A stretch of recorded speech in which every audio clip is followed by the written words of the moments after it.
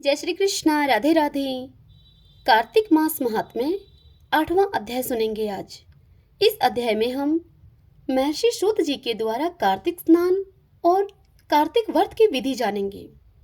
तो आइए सर्वप्रथम भगवान का स्मरण करते हुए सब बोलिए, विष्णु भगवान की जय।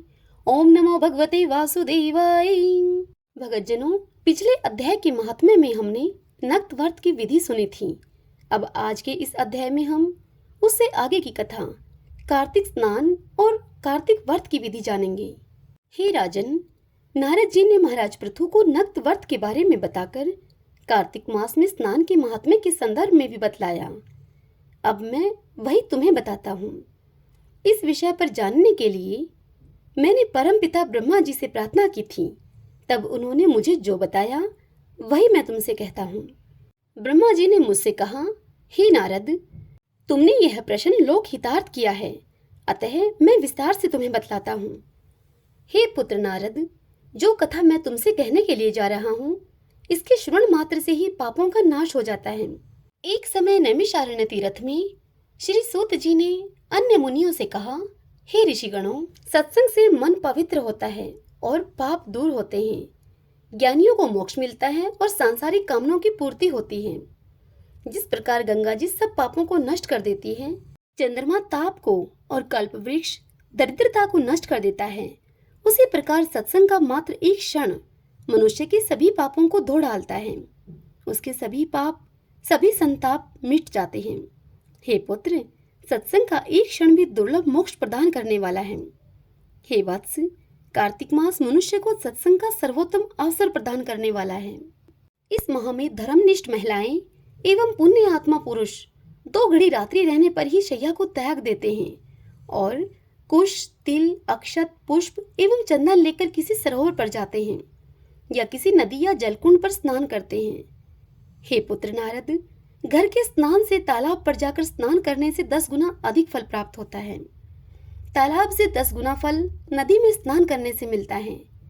नदी से 10 गुना अधिक फल संगम में स्नान करने से मिलता है और इससे भी 10 गुना अधिक फल किसी तीर्थ पर किए गए स्नान से मिलता है।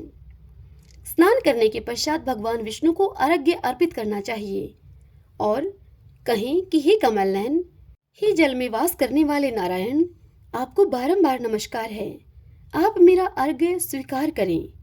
हे जगदीश्वर, आपका निवास जल में है और जल ही इस चराचर का जीवन है। हे देवेश, आपके नाम का स्मरण कर मैंने कार्तिक का स्नान किया है। हे दामोदर, आप मेरे अपराध को क्षमा करें और मेरे घर को धन धान्य से भर दें। इतनी कथा सुनकर नारद जी ने ब्रह्मा जी से पूछा कि हे पितामह, भगवान क्या सरोवर, नदी अथवा संगम के जल में ही विराजते हैं? तब ब्रह्मा जी बोले कि हे नारद, भगवान न तो बैकुंठ में रहते हैं और न केवल योगियों के हृदय में ही निवास करते हैं। वे तो भक्त वत्सल हैं और सदा अपने भक्तों के बीच में ही रहते हैं। जहाँ भगवान का नाम स्मरण, कीर्तन, चिंतन, शास्त्र वाचन होता है, भगवान वहीं विराजमान रहते हैं। हे पुत्र नारद, भगवान श्रद्धा से पूजन अथवा स्मरण करने वालों से सदैव प्रसन्न रहते हैं। अहंकार रहित होकर जो उनकी शरण में जाता है, वह कहीं भी और किसी भी समय उनकी कृपा पा लेता है। अब मैं तुम्हें स्नान की विधि बताता हूँ। कार्तिक स्नान के इच्छुक श्रद्धालुओं को नाभि तक जल में खड़े होकर अपने शरीर को निर्मल करना चाहिए। उसके बाद मन की शुद्धि के लिए विभिन्न मंत्रों के द्वारा भगवान का गुणगान करना चाहिए। जल में खड़े होकर भगवान विष्णु के निमित्त जल अर्पण करें और उनसे प्रार्थना करें और कहें कि हे प्रभु, हे दयालु, जब जब भी भक्तों ने आपको पुकारा है, आप उनके कार्य सिद्ध करने के लिए तब तब पधारे हैं। हे जगदीश, मुझे भी आप कृतार्थ करें। तत्पश्चात विधि पूर्वक अंजलि भरकर देवता, ऋषि और अपने पितरों को जल अर्पित करें। उसके बाद श्री राधा जी सहित भगवान श्री कृष्ण की आराधना करें। फिर वेद विद्याओं में पारंगत शालीन ब्राह्मण का सम्मान करें। हे वत्स नारद, ऐसा ब्राह्मण जो ईश्वर का भगत, वेदविद, विनम्र और त्यागी हो, उसके दाहिने पैर में सभी तीर्थ, मुख में वेद और अंगों में देवताओं का निवास होता है, इसलिए ब्राह्मण का सम्मान किया जाता है। हे पुत्र, इसके बाद श्री हरि प्रिया तुलसी जी का पूजन अवश्य करें। तीर्थराज प्रयाग में संगम पर विधि विधान से स्नान करने का जो फल मिलता है वह फल तुलसी का पूजन करने से प्राप्त होता है। काशी में भगवान विश्वनाथ का ध्यान करके प्राण छोड़ने पर जो फल प्राप्त होता है वही फल कार्तिक मास में तुलसी पूजन से प्राप्त होता है।